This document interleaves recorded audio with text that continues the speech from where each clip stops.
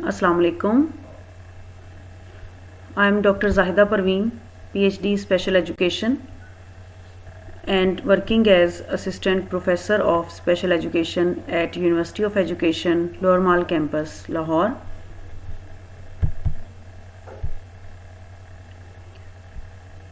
This is the course of Teaching of Mathematics to Mentally Challenged Children. This course is from Masters of Special Education with an area of specialization of mentally challenged. The code of this course is SPED 4139 and this is a 3 credit hours course. The title of today's lesson is Developing Instructional Objectives.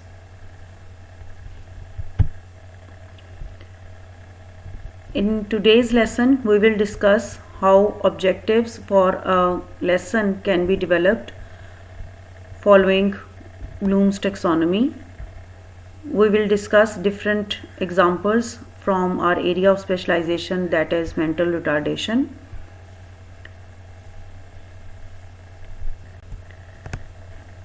Before going to discuss that how instructional objectives should be look like and how these can be developed, first we will briefly discuss Bloom's taxonomy, as we have already done in our previous lecture, that there are 3 different domains in Bloom's taxonomy, that is cognitive domain, psychomotor domain and affective domain, and then there are different levels following these 3 domains.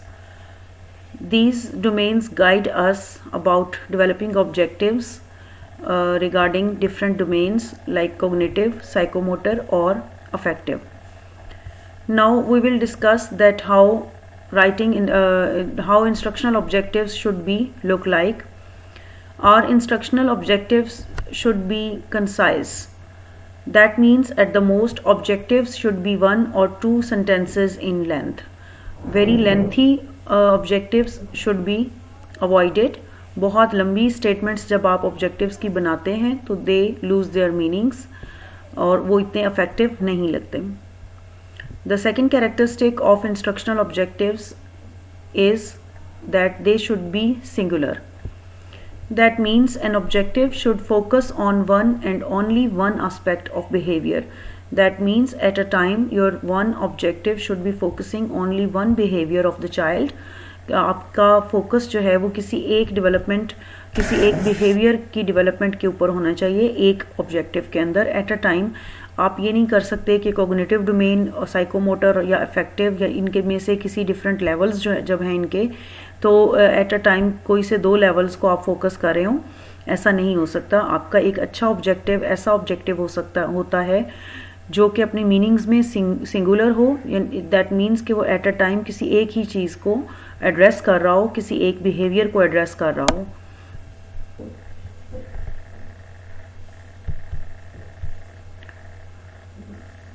Next characteristic of instructional objective is that describe expected behaviors. That means an objective should indicate the desired end product, not merely a direction of change or a teacher activity.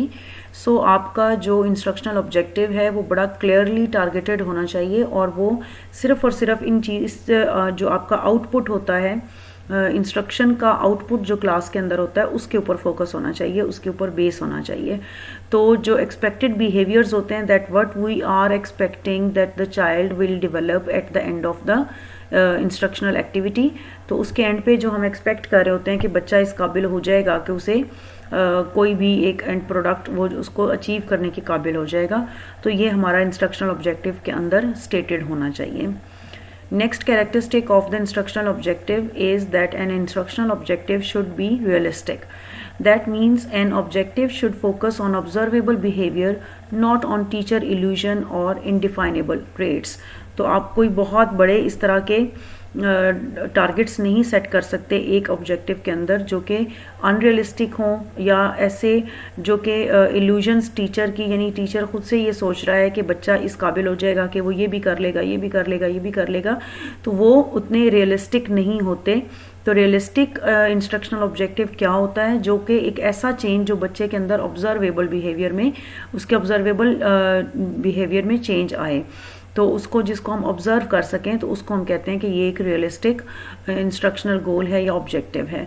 तो इसको हमें सिर्फ teachers की expectations के ऊपर नहीं focus करना जब हम डेवलप कर रहे होते हैं। तो बेसिकली हमारा टारगेट ये होता है कि जो बच्चा है, जो स्टूडेंट हैं क्लास के, उनके अंदर क्या और कितना ऑब्जर्वेबल बिहेवियर चेंज होगा।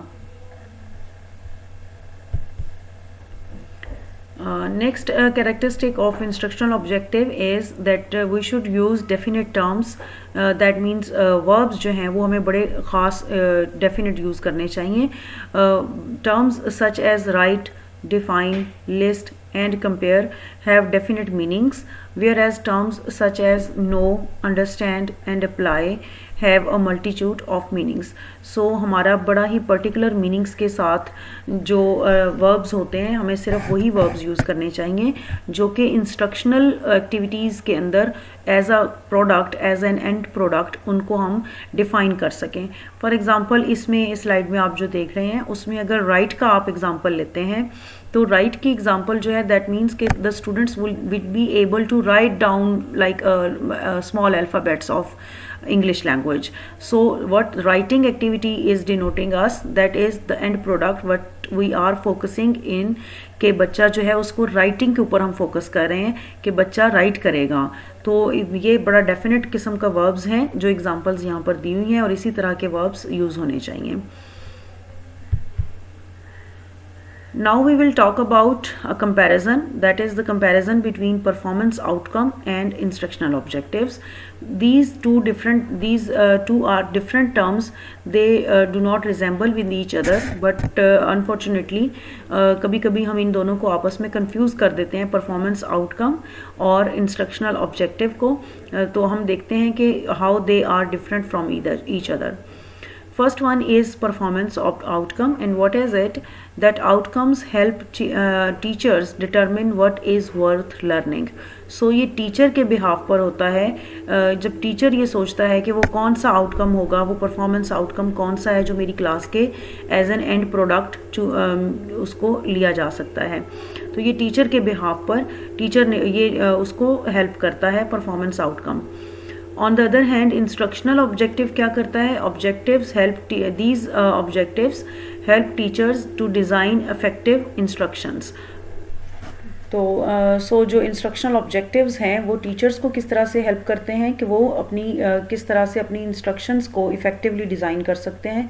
तो बेसिकली ये जो इंस्ट्रक्शनल ऑब्जेक्टिव्स होते हैं वो टीचर के लिए एक गाइड के तौर पर काम करते हैं for the purpose of designing instructions. Next जो पॉइंट ऑफ कंपैरिजन है between these two terms, that is performance of outcome and instructional objective. Performance outcome जो है that is a performance outcome represents a description of a particular behaviour और performance a learner is expected to possess for ever following an instructional experience. So एक instructional experience के end product के तौर पर एक जो लर्नर है वो किस तरह की परफॉर्मेंस शो करेगा और किस तरह का बिहेवियर शो करेगा, तो ये उसकी परफॉर्मेंस आउटकम में ये रिप्रेजेंट किया जाता है। तो परफॉर्मेंस आउटकम जो है ये एक ब्रॉडर टर्म है जो सिर्फ और सिर्फ बिहेवियर या एक जो आउटपुट होता है उसको स्पेसिफाई कर रही होती है। On the other hand, instructional objective expands upon performance outcomes by specifying the classroom conditions under which performance or behaviors will occur during practice and assessment, as well as any criteria learners must meet which indicate that specific knowledge, skills and attitudes have been learned. So instructional objectives जो हैं वो performance outcome की एक बहुत specific form है जिसमें particularly ये specify किया गया होता है कि कौन सी क्लासरूम कंडीशंस होंगी जिसमें वो अपना बिहेवियर स्टूडेंट्स शो करेंगे जो उन्होंने लर्न किया है, या जो है वो किस तरह से जो अपने लर्न बिहेवियर्स हैं उनको ड्यूरिंग प्रैक्टिस और असेसमेंट किस तरह से वो शो करेंगे, और इसी तरह से जो डिफरेंट क्राइटेरिया है कि कौन सा किस लेवल तक जो है वो लर्नर्स किसी भी पर्टिकुलर कॉन्सेप्ट को लर्न करेंगे या एक बिहेवियर को एग्जिबिट करेंगे, तो उसका एक पर्टिकुलर क्राइटेरिया जो है वो भी मेंशन किया जाता है इंस्ट्रक्शनल ऑब्जेक्टिव्स में। और ये हमें इंडिकेट करता है कि किस हद तक जो स्पेसिफिक नॉलेज या स्किल्स हैं या एटीट्यूड्स हैं वो किस हद तक बच्चों ने लर्न कर लिए हैं। क्योंकि जब हम लर्निंग की बात करते हैं तो ये डिफरेंट 3 स्पेसिफिक क्राइटेरियाज हैं जो कि जिन्हें आप कह सकते हैं कि ये लर्निंग का पार्ट होते हैं, या नॉलेज गेन करते हैं स्टूडेंट्स, या स्किल्स में मास्टरी जो है वो अटेन करते हैं, या फिर अपने एटीट्यूड्स में चेंजेस लेकर आते हैं। तो ये these 3 are the types of learning, और इन तीनों में से किसी भी एक एरिया के अंदर जो आया वो आपका ऑब्जेक्टिव शो कर रहा होता है परफॉर्मेंस बच्चे की। तो इस स्लाइड में हमने देखा है कि परफॉर्मेंस आउटकम और इंस्ट्रक्शनल ऑब्जेक्टिव जो है वो बेसिकली किस तरह से एक दूसरे से डिफरेंट हैं। तो इन शॉर्ट ये कि इंस्ट्रक्शनल ऑब्जेक्टिव जो है वो बेस करता है ऑन द परफॉर्मेंस आउटकम, और वो एक बेसिकली ऑब्जेक्टिव एक्सपेंशन फॉर्म होती है आउटकम की।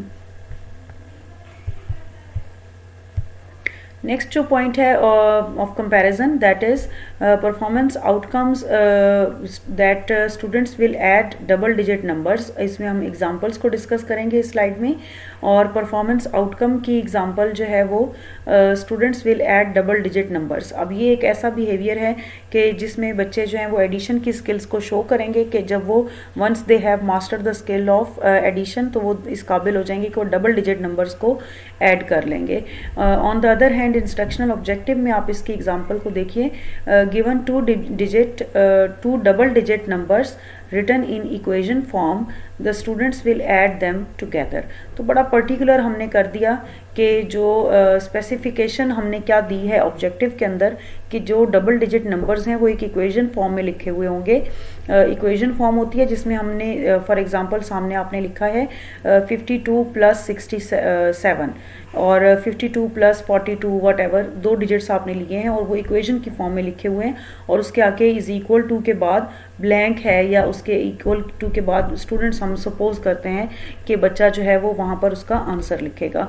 तो ये इक्वेशन फॉर्म में जब क्वेश्चंस आते हैं एडिशन के तो उनको परफॉर्म करेगा। तो ये इंस्ट्रक्शनल ऑब्जेक्टिव इस तरह से हमने स्पेसिफाई कर दिया, और ये ज़्यादा एक स्पेसिफिक फॉर्म हो गई है परफॉर्मेंस आउटकम की।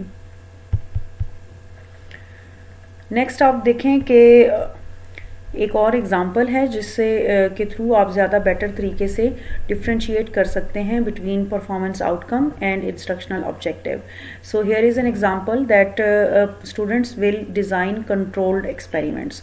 सो ब्रीफ सी एक स्टेटमेंट है, कॉम्प्रीहेंसिव है, टू द पॉइंट है, और इसमें एक बिहेवियर क्या एग्जिबिट करेंगे स्टूडेंट्स कि वो डिज़ाइन कर लेंगे कंट्रोल्ड प्रॉपर एक एक्सपेरिमेंट को डिज़ाइन कर लेंगे। सो इसमें हम जो हमारा डिज़ायरेबल आउटकम है या जो एक डिज़ायरेबल बिहेवियर है that is designing of controlled experiments. तो ये परफॉर्मेंस आउटकम की एग्जांपल है और ये एक ब्रॉडर लेवल पर शो कर रही है बच्चों के आउटकम को या एक डिज़ायर्ड बिहेवियर को।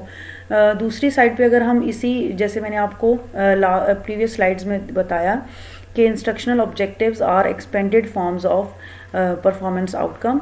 Now we will see that how expanded form an instructional objective is. Given a problem and hypothesis, the students will design a controlled experiment that includes a control group that is not subject to the independent variable, an appropriate dependent variable, and at least 3 extraneous variables held constant between all experimental groups. So इस instructional objective में you have observed that these are the very specific conditions. बड़ी detail से बता दिया teacher ने design करते हुए objective कि क्या क्या चीज़ें बच्चों के पास अवेलेबल होंगी and how they will be able to design a controlled experiment. You have already learned these terms in your course of research, और वहाँ पर हमने बड़ी डिटेल से इन टर्म्स को ऑलरेडी हम पढ़ चुके हैं कि एक प्रॉब्लम और हाइपोथेसिस गिवन होता है स्टूडेंट्स को in order to design a controlled experiment. तो एक्सपेरिमेंटल रिसर्च से रिलेट कर रहा है ये ऑब्जेक्टिव कि अगर एक्सपेरिमेंटल रिसर्च में स्टूडेंट्स ने कोई एक्सपेरिमेंट डिज़ाइन करना है या किसी और ऐसे प्रैक्टिकल सब्जेक्ट के अंदर उसने एक्सपेरिमेंट्स को डिज़ाइन करना है तो उसके लिए कुछ स्टैंडर्ड चीज़ें गिवन होती हैं। और यहाँ पर क्या चीज़ गिवन है, given a problem and hypothesis, यानी बच्चे के पास एक ऑलरेडी उसको एक प्रॉब्लम पोज किया जाएगा, प्रॉब्लम उसको गिवन होगा और उस प्रॉब्लम की बेस पर students will design a controlled experiment that includes definitely controlled experiment mean क्या करता है, उसकी मीनिंग क्या है, that it will be including control group that is not subject to the independent variable। अगर आपको याद हो तो कंट्रोल ग्रुप की डेफिनेशन में यही था कि कंट्रोल ग्रुप जो है उसको इंडिपेंडेंट वेरिएबल से इंट्रोड्यूस नहीं करवाया जाता। और क्या होगा यहाँ पर, an appropriate dependent variable and at least 3 extraneous variables. तो जो एक्सपेरिमेंट डिज़ाइन करने जा रहे हैं स्टूडेंट्स उसमें एक कंट्रोल ग्रुप होगा, ठीक है। कंट्रोल ग्रुप वो होता है जो इंडिपेंडेंट वेरिएबल से एक्सपोज्ड नहीं होता। और क्या होगा, एक डिपेंडेंट वेरिएबल होगा, जाहिर है जिसके असर देखा जाएगा किसी उसके ऊपर रिस्पोंडेंट्स के ऊपर, and at least 3 extraneous variables held constant, यानी उसमें क्योंकि कंट्रोल्ड एक्सपेरिमेंट की अपनी एक डेफिनेशन है, कंट्रोल्ड एक्सपेरिमेंट के अंदर ये भी एक उसकी एक इसका एक पार्ट होता है कि जो डिफरेंट एक्सट्रेनियस वेरिएबल्स होते हैं उनको कंट्रोल किया जाता है, उनको कांस्टेंट किया जाता है और उनके इफेक्ट को रोका जाता है एक्सपेरिमेंट के ऊपर। तो एक्सट्रेनियस वेरिएबल्स के इफेक्ट्स को रोकेगा वो स्टूडेंट, और ये बिटवीन ऑल एक्सपेरिमेंटल ग्रुप्स। तो जितने भी एक्सपेरिमेंटल ग्रुप्स बनाएंगे स्टूडेंट्स उनके अंदर इन तीनों चीज़ों की जो इंटरेक्शन है उसको रोका जाएगा और इस तरीके से एक कंट्रोल्ड एक्सपेरिमेंट को डिज़ाइन किया जाएगा। सो this is an example of that how instructional objective is an expanded form of performance outcome. तो जितना इंस्ट्रक्शनल ऑब्जेक्टिव को आपने स्टडी किया है, अभी इस एग्जांपल को आपने देखा है, तो बेसिकली इसको अगर आप एक आउटकम की फॉर्म में एक सेंटेंस के अंदर उसको ब्रीफली स्टेट करेंगे तो वो इसकी फॉर्म सिंपल होगी, students will design controlled experiments. तो जब हमने उसकी कंडीशंस और बड़ा स्पेसिफिक कर दिया उसको, तो फिर हम उसको कहेंगे कि वो इंस्ट्रक्शनल ऑब्जेक्टिव की फॉर्म है।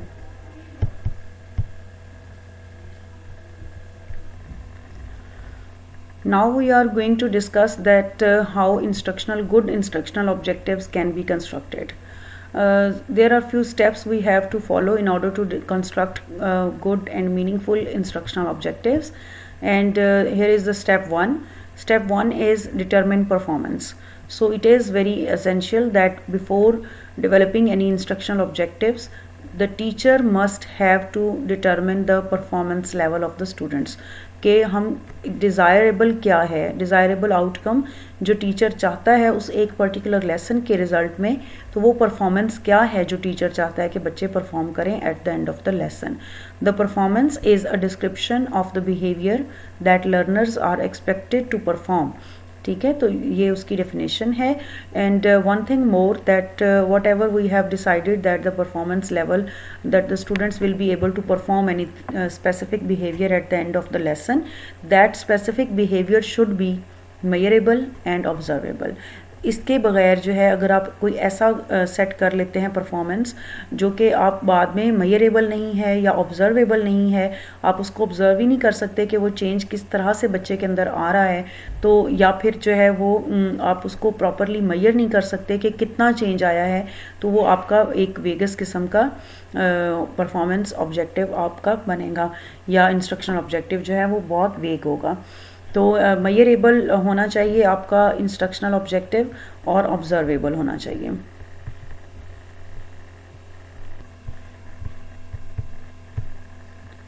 Now step 2 is identify and describe the conditions. जो अभी हमने प्रीवियस एग्जांपल्स में you have noticed that we were using a word given. तो गिवन जो है that means what the child will be provided with, उसको क्या क्या चीज़ें प्रोवाइडेड होंगी, कौन सी इन्वायरमेंटल कंडीशंस, कौन सी क्लासरूम कंडीशंस उसको प्रोवाइडेड होंगी जिसके अंदर हम सपोज कर रहे हैं कि उसने कोई भी अपना डिज़ायर्ड बिहेवियर जो है वो या आउटकम उसको अचीव करना है। So conditions represent a description of the circumstances under which the performance will be learned and और carried out, practice and assessment और एवालुएशन।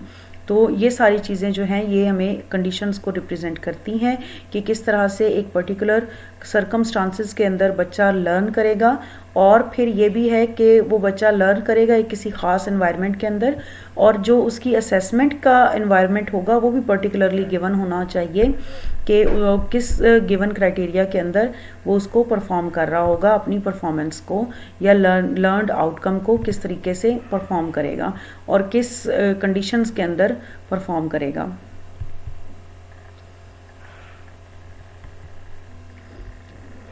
Next is the step 3 of developing instructional objectives, and that is identify and describe the standard, that means criteria।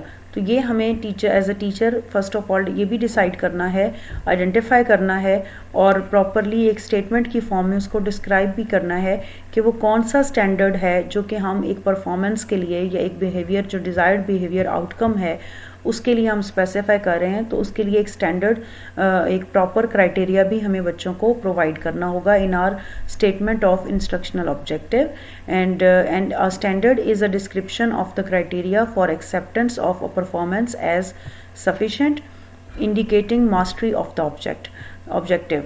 तो जब हम एक बच्चे को एक minimum criteria provide करते हैं कि एटलीस्ट बच्चा जो है वो इस लेवल का की परफॉर्मेंस देगा या इस हद तक जो है वो अपना बिहेवियर शो करेगा, तो वो जो हम मिनिमम क्राइटेरिया बच्चे को प्रोवाइड करते हैं that is called as standard. और ये जो स्टैंडर्ड होता है ये हमारे इंस्ट्रक्शनल ऑब्जेक्टिव में that should be stated properly और क्लियरली उसको होना चाहिए। हाउएवर ये आगे है कि जो स्टैंडर्ड होता है वो एक ऑप्शनल भी है, उसको वो ज़रूरी नहीं है कि that should be the part of each and every instructional objective. So here it is that a standard is stated in the objective only when necessary। तो बहुत से ऐसे सोशल साइंसेस के सब्जेक्ट्स होते हैं जिसके अंदर आपको एक बड़ा स्पेसिफिक स्टैंडर्ड प्रोवाइड करना बच्चे के लिए स्टूडेंट्स के लिए टीचर्स के लिए पॉसिबल नहीं होता कि वो बच्चों के लिए एक स्टैंडर्ड को स्टेट करें। When the stated performance requires qualification to it, ये सिर्फ तब यूज़ होता है जब हमें एक मिनिमम क्राइटेरिया बच्चे को प्रोवाइड करना हो कि कम से कम तुम्हारी परफॉर्मेंस इस लेवल की होगी तो वो एक्सेप्टेबल होगी, अदरवाइज़ नहीं होगी। तो जहाँ स्टैंडर्ड जो है इसको स्टेट करना ये ऑप्शनल है। अगर ये आप अपने सब्जेक्ट की नीड्स और उसकी अकॉर्डिंग जो है वो उसको स्टेट करते हैं टीचर्स तो वेल एंड गुड, बहुत अच्छा है। वो एक इंस्ट्रक्शनल ऑब्जेक्टिव कंप्लीट हो जाता है, उसके सारे कंपोनेंट्स कंप्लीट हो जाते हैं। लेकिन इन केस अगर आपका टॉपिक की ऐसी रिक्वायरमेंट नहीं है कि जिसको एक्सेप्टेंस के लिए आपको एक प्रॉपर क्राइटेरिया बच्चे को देना ज़रूरी नहीं है, तो फिर आप इसको इग्नोर भी कर सकते हैं।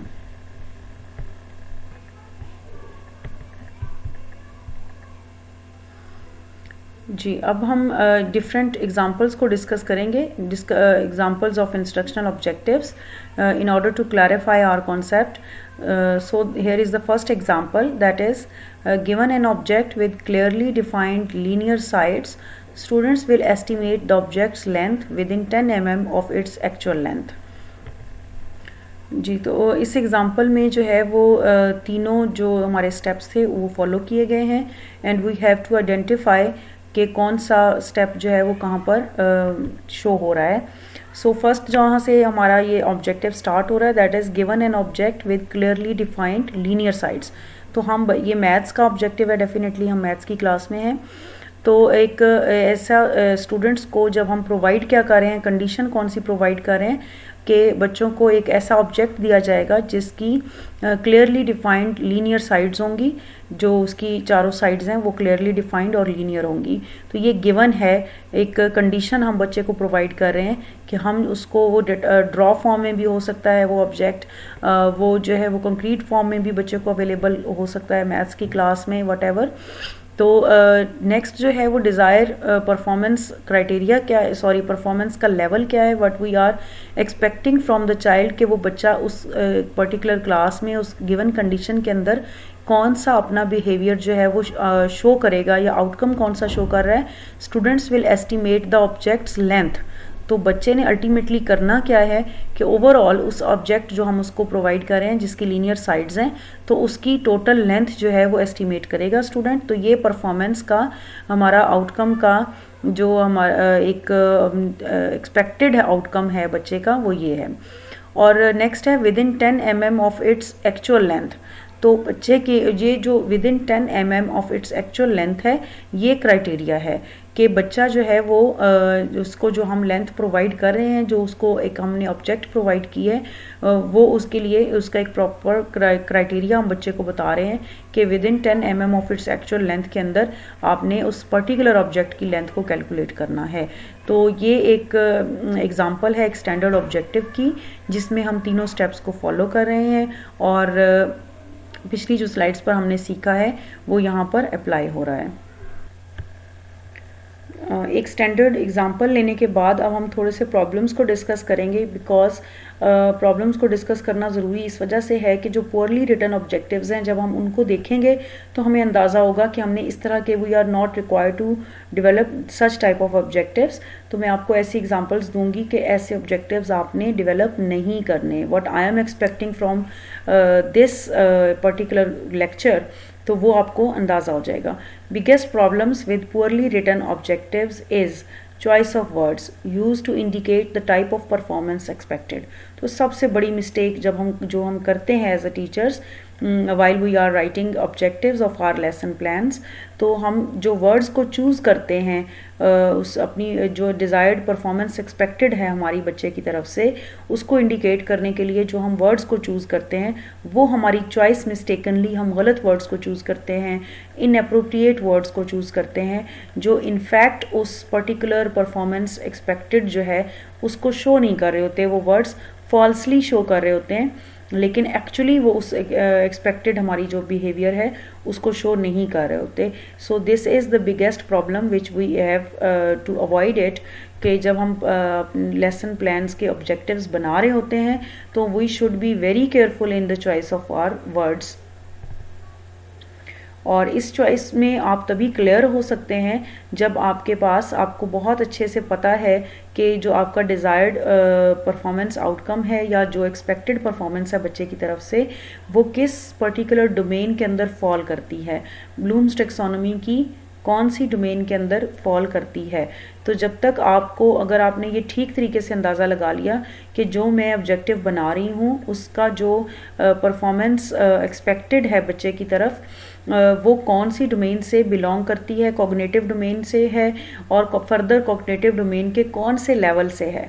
फॉर एग्जांपल, अगर आप एनालिसिस की बेस पर कोई ऑब्जेक्टिव बना रहे हैं, जो आपका परफॉर्मेंस एक्सपेक्टेड है वो आप ऐसी है कि आप बच्चे से एनालिसिस की स्किल की तवक्को कर रहे हैं, और लेकिन फॉल्सली आपने क्या किया है कि एप्लीकेशन लेवल का आपने ऑब्जेक्टिव डेवलप कर लिया है। तो इस तरह से ये आपका जो है वो पुअरली रिटन ऑब्जेक्टिव हो जाएगा कि एक्चुअली आपने जो परफॉर्मेंस सेट की है बच्चे के लिए, क्राइटेरिया जो सेट किया है वो एनालिसिस लेवल को एड्रेस कर रहा है, लेकिन जो आपने उसका वे आउट है, जो आपने चूज़ किया है वर्ड उस इंडिकेट करने के लिए परफॉर्मेंस एक्सपेक्टेड को, वो आपने एप्लीकेशन लेवल में से चूज़ कर लिया है। क्योंकि अगर आपको याद हो, आप ऑलरेडी पढ़ चुके हैं ब्लूम्स टेक्सोनोमी को बड़ी डिटेल से, इससे प्रीवियस भी आप डिफरेंट सब्जेक्ट्स के अंदर इसको डिस्कस कर चुके हैं, and you know very well the list of different action verbs which were given by the Blooms in order to differentiate different among different domains। तो उन्हीं वर्ड्स को हम फॉलो करते हैं। जब आप एक लेवल ऑफ डोमेन जो है उसको स्पेसिफिक कर लेते हैं कि मेरा डिज़ायर्ड आउटकम किस से बिलोंग कर रहा है, तो फिर आप ब्लूम्स टेक्सोनोमी के उन्हीं एक्शन वर्ब्स को यूज़ करते हैं in order to develop instructional objectives. कुछ यहाँ पर कंपैरिजन किया हुआ है विद इन ब्लूम्स टेक्सोनोमी के अंदर भी कुछ ऐसे एम्बिगुअस वर्ड्स एक्शन वर्ब्स के तौर पर दिए गए हैं, बट एज अ टीचर अब हमें इस चीज़ को खुद से आइडेंटिफाई करना है कि बड़ा ही स्पेसिफिकली हमारा जो वर्ड हम चूज़ करते हैं अपने इंस्ट्रक्शनल ऑब्जेक्टिव को स्टार्ट करने के लिए, और जो एक्सपेक्टेशंस हमारी शो कर रहा होता है कि बच्चा क्या करने के काबिल हो जाएगा, तो वो जो वर्ड है, वो जो एक्शन वर्ब है, वो जितना ज़्यादा प्रैक्टिकल नेचर का होगा उतना अच्छा और रेलिवेंट आपका इंस्ट्रक्शनल ऑब्जेक्टिव बनेगा। जितना ज़्यादा वो प्रैक्टिकल नौयत का नहीं होगा बल्कि एक सुपरफिशियल लेवल का होगा, जस्ट हम चाहते हैं कि बच्चे में बस थोड़ी सी स्किल डेवलप हो जाए, कुछ क्लियर वर्ड नहीं शो कर रहा, तो वो एम्बिगुअस वर्ड्स की लिस्ट होगी। Here is a list of ambiguous word and उसकी एक बेटर परफॉर्मेंस जो रिप्लेसमेंट है वो भी दी गई है। फॉर एग्जाम्पल फर्स्ट वर्ड है नो। अगर हम कोई ऐसा ऑब्जेक्टिव बनाते हैं, the child should be able to know about whatever, कोई भी आप एग्जाम्पल मैथ्स की अगर लेते हैं अबाउट सेट्स, तो सेट के बारे में बच्चा जो है वो जान लेगा, नॉलेज गेन करेगा। This is very ambiguous and वेग टर्म। क्या जान लेगा, किस लेवल तक जान लेगा, ये इसमें नहीं स्पेसिफिक हो रहा। सो इसके लिए बेटर जो परफॉर्मेंस वर्ड है दैट इज़ चूज़ और सेलेक्ट। तो अगर जो अप्रोप्रिएट, फॉर एग्जांपल आप बच्चे को एक लिस्ट प्रोवाइड करते हैं जिसमें डिफरेंट टाइप्स ऑफ सेट्स जो हैं वो दिए गए हैं, और आप बच्चे को कहते हैं कि you have to choose the good sets from the given list, तो वो जो चूज़ करेगा वो definitely on the basis of knowledge करेगा। जब उसको सेट्स का नॉलेज होगा तो वो उसकी बेस पर अच्छे बने हुए सेट्स को चूज़ करेगा। तो नॉलेज की जो एप्लीकेशन है वो चूज़ वर्ड या सेलेक्ट वर्ड के थ्रू हो सकती है। तो इस वजह से नो लगाने की बजाय ज़्यादा बेहतर है कि आप चूज़ का वर्ड यूज़ करें। Next is understand. अंडरस्टैंड भी बड़ी वेग टर्म है, क्या अंडरस्टैंड करेगा, किस लेवल तक अंडरस्टैंड करेगा, ये क्लियर नहीं है। तो इस अगर आप ऑब्जेक्टिव इस तरह से बना रहे हैं, the child will be able to understand the concept of addition, तो ये बिल्कुल गलत है। इसकी बजाय आप मैथ्स में किस तरह से बना सकते हैं objective, the child will be able to और the students will be able to solve the questions based on addition या वट एवर, इसके आगे जो भी आप स्टेटमेंट बनाएं। तो अगर आप अंडरस्टैंड की जगह पर सॉल्व का वर्ड यूज़ करें मैथ्स में तो ज़्यादा प्रैक्टिकल है और ज़्यादा अच्छा ऑब्जेक्टिव बनेगा। Next is determine. तो क्या डिटरमिन करना है, तो ये भी एक वेग टर्म है और इसकी जगह पर आप इसको रिप्लेस कर सकते हैं with a new term that is identify. Same is the case for appreciate. तो अप्रिशिएट की बजाय आप लिस्ट का वर्ड यूज़ करें कि लिस्ट करेंगे बच्चे वट एवर, कोई भी जो बच्चों शेप्स के नेम्स हैं तो उनको लिस्ट करवाना है बच्चों से। तो डिफरेंट 6 फॉर एग्जांपल 6 जो हैं वो नेम्स आइडेंटिफाई या लिस्ट करेगा बच्चा, तो वो अप्रिशिएट की जगह पर आप लिस्ट का टर्म यूज़ करें तो वो ज़्यादा अप्रोप्रिएट होगी। ग्रैस्प द सिग्निफिकेंस ऑफ, तो ये भी एक वेग टर्म है, इसकी जगह पे डायरेक्टली आपको लिखना चाहिए अप्लाई कि एक for example the student will be able to apply the formula of whatever, जो भी आप आगे उसकी स्टेटमेंट बनाएंगे तो अप्लाई करने के काबिल हो जाएगा, तो अप्लाई का वर्ड यूज़ करें। Next is become familiar with.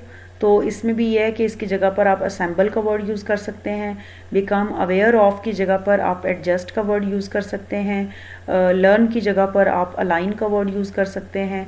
So demonstrate की जगह पर या एक कोई अंडरस्टैंडिंग की डिमॉन्स्ट्रेशन आप चाहते हैं तो उसकी जगह पर आप कोई ऊपर जो दिए गए हैं इनमें से कोई भी एक यूज़ कर सकते हैं। सो द क्रक्स इज़ के be choosy in the when you are making the choice of your action verb. तो बड़ा ही प्रैक्टिकल किस्म का एक्शन वर्ब चूज़ करें जो कि डायरेक्टली शो कर रहा हो, एक परफॉर्मेंस वर्ड हो, डायरेक्टली शो कर रहा हो कि परफॉर्मेंस लेवल जो है वो हम बच्चे का मैयर कर रहे हैं। तो हमें वेग और एम्बिगुअस किस्म के जो वर्ड्स हैं वो यूज़ नहीं करने चाहिए while we are going to develop our instructional objective. जो मैं आपको अभी मिनी असाइनमेंट देने वाली हूँ इंस्ट्रक्शनल ऑब्जेक्टिव को डिज़ाइन करने की, सो बी केयरफुल, उसमें कोई भी कॉमन जो एम्बिगुअस वर्ड्स होते हैं वो नहीं होने चाहिए। यहाँ पर example of well written objective, the students will tell the time represented on an analog clock to the nearest minute। ठीक है, अब ये एक हमारे पास एग्जाम्पल है और बिल्कुल एक बेसिक लेवल की एग्जाम्पल है, बेसिक मैथ्स के अंदर से है। तो इसमें आप देखें टेल द टाइम। अब टेल द टाइम जो है ये हमने कहा कि ये परफॉर्मेंस ऑब्जेक्टिव है। परफॉर्मेंस रिप्रेजेंट क्या कर रहा है, कौन से वर्ड्स हैं जो कि बच्चे की परफॉर्मेंस को रिप्रेजेंट कर रहे हैं, that is tell the time.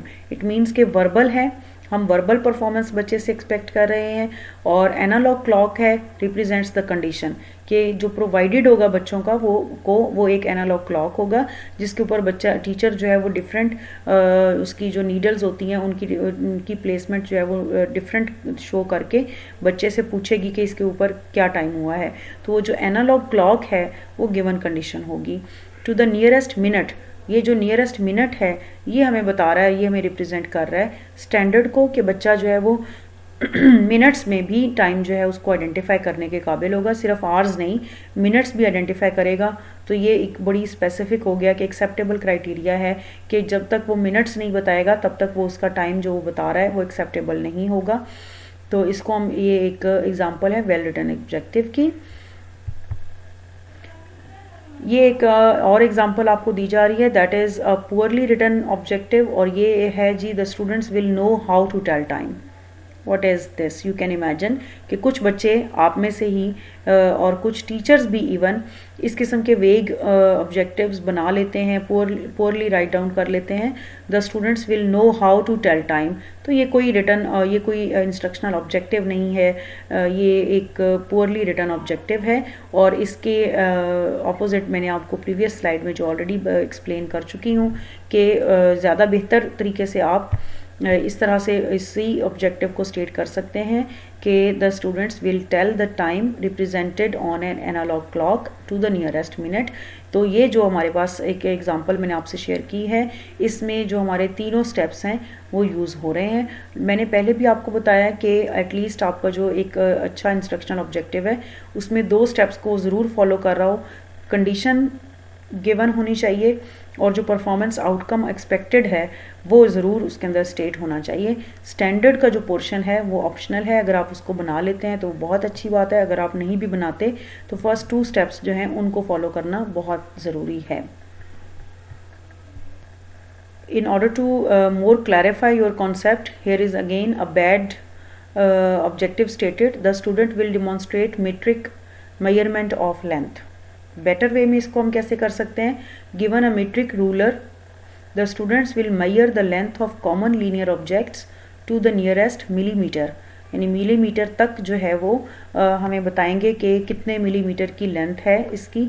तो ये इसमें गिवन, उसमें कंडीशन भी हो गई है, इसमें डिज़ायर्ड आउटकम भी हो गया है, और जो है वो स्टैंडर्ड भी गिवन है जो कि नियरेस्ट मिलीमीटर है। सो मैंने आपको 2 अच्छी एग्जांपल्स दी हैं इंस्ट्रक्शनल ऑब्जेक्टिव्स ऑफ मैथमेटिक्स की। नेक्स्ट जो है वो आपके लिए एक छोटी सी असाइनमेंट है, और असाइनमेंट देने से पहले मैं आपको एक और एग्जांपल दे दूं डिफ्रेंशिएट करने के लिए बिटवीन बैड एंड बेटर जो इंस्ट्रक्शनल ऑब्जेक्टिव है। Bad objective is the student will solve addition problems with 80% accuracy. क्योंकि जब हम बड़ा वो पढ़ाते हैं कि तीनों चीज़ें आपने इंक्लूड करनी है, तो अब देखें अपेरेंटली इस स्लाइड के अंदर तीनों चीज़ें इंक्लूडेड हैं। स्टूडेंट्स विल सॉल्व जो है वो एक अच्छा मैथ्स के अंदर प्रैक्टिकल वर्ड है, जो एक प्रैक्टिकल एक्शन वर्ब है जो आप यूज़ कर रहे हैं। एडिशन प्रॉब्लम्स हमने बता दिया कि वो कर लेंगे, और 80% एक्यूरेसी यानी हमने एक स्टैंडर्ड भी दे दिया है, लेकिन स्टिल ये एक पुअरली रिटन है। अब आप इसका वेल रिटन स्टेटमेंट देखेंगे तो आपको अंदाज़ा होगा कि ये कैसे एक पुअरली रिटन स्टेटमेंट है। Given 2 numbers not written in equation form, the students will place the numbers in equation form and add them together. तो इसको हमने इलेबोरेटिव वे में, ये एक बहुत ज़्यादा अच्छा तरीका है, यानी बैड रिटन फॉर्म जो है उसकी बजाय ये एक बेस्ट वे जो है, बेस्ट वे मैंने आपको बताया कि एक बहुत अच्छा ऑब्जेक्टिव बनाने का ये पैटर्न है जो आपके सामने गिवन है। Now what I expect from you is that if you are able to develop a good instructional objective according to Bloom's taxonomy, तो इन तीनों को कवर करते हुए आप बस इस चीज़ को जहन में रखिए कि आपकी जो डिफरेंट जो तीनों कोग्निटिव, अफेक्टिव और साइकोमोटर डोमेन है, उन तीनों में से कोई भी एक एरिया अगर आप चूज़ करते हैं, उसका कोई एक लेवल चूज़ करते हैं और उसकी बेस पर इंस्ट्रक्शन ऑब्जेक्टिव्स बनाते हैं, तो आपने वो मेंशन भी करना है कि ये कौन से लेवल का इंस्ट्रक्शनल ऑब्जेक्टिव है और उसकी बेस्ट फॉर्म जो है वो आपने मेंशन करनी है। सो आपने 5 at least 5 instructional objectives from any grade level book of mathematics, किसी भी ग्रेड की बुक में से कोई भी यूनिट लेके, कोई भी एक्सरसाइज लेके उसमें से 5 डिफरेंट ऑब्जेक्टिव्स, इंस्ट्रक्शनल ऑब्जेक्टिव्स आपने डेवलप करने हैं और वो आपने मुझसे शेयर करने हैं। असाइनमेंट जो है वो आप अपने गूगल क्लासरूम में अपलोड करेंगे। Thank you.